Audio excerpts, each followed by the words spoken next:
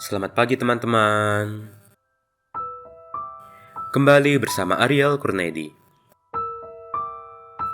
Kita akan merenungkan firman Tuhan dari buku Renungan Pagi, Anak dan Pelajar.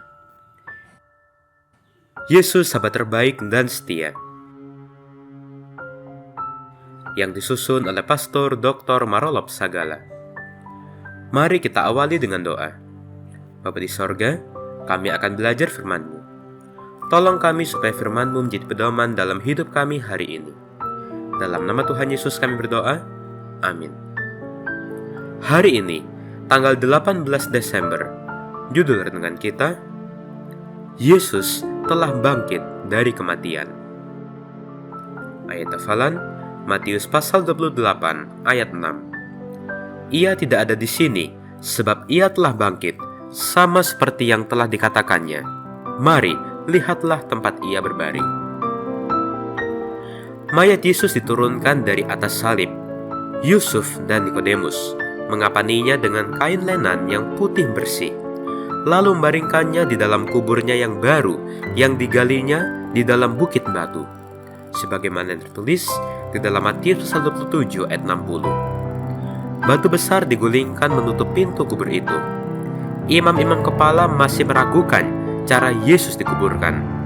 Mereka meminta Pilatus menempatkan penjaga-penjaga yang berani untuk menjaga kubur Yesus, bahkan memeteraikan batu penutup pintu kubur itu dengan meterai Roma.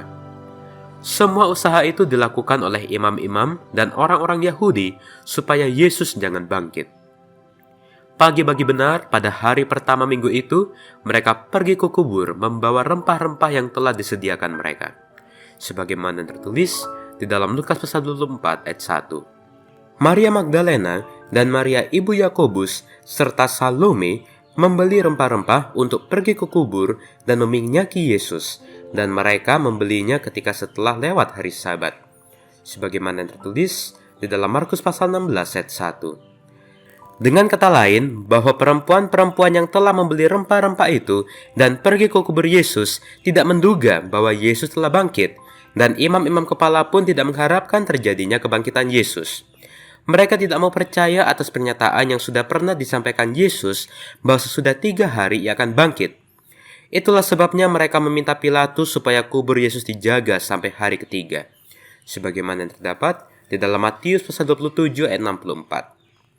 Tetapi ternyata menjelang menyingsingnya fajar pada hari pertama minggu itu, terjadilah gempa bumi yang hebat, sebab seorang malaikat Tuhan turun dari langit dan datang ke batu itu dan menggulingkannya lalu duduk di atasnya.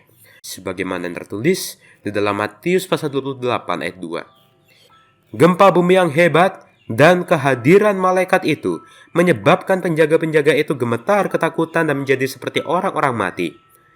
Ketika Maria Magdalena ke kubur itu dan melihat bahwa batu telah diambil dari kubur, sebagaimana yang tertulis di dalam Yohanes pasal 20 ayat 1 bagian B. Batu yang besar, kubur batu, penjaga Romawi, tidak berkuasa untuk menahan Yesus di dalam kubur.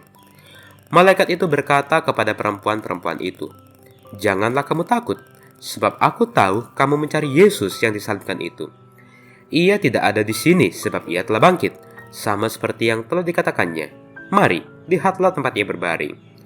Yesus telah bangkit. Ia telah bangkit dari kematian. Kebangkitannya menjamin kehidupan yang kekal bagi semua orang yang percaya kepadanya. Maut tidak akan berkuasa lagi bagi mereka yang hidup di dalam Yesus, karena Yesus telah bangkit dari kematian. Mari kita akhiri dengan doa. Bapa di sorga, terima kasih untuk firman-Mu hari ini, di mana kami diingatkan bahwa Engkau telah berkuasa atas kematian dan telah bangkit pada hari yang ketiga setelah disalibkan. Dan tolonglah kami supaya kami boleh selalu dekat dan menurut kepada-Mu. Inilah doa kami, di dalam nama Tuhan Yesus kami berdoa. Amin.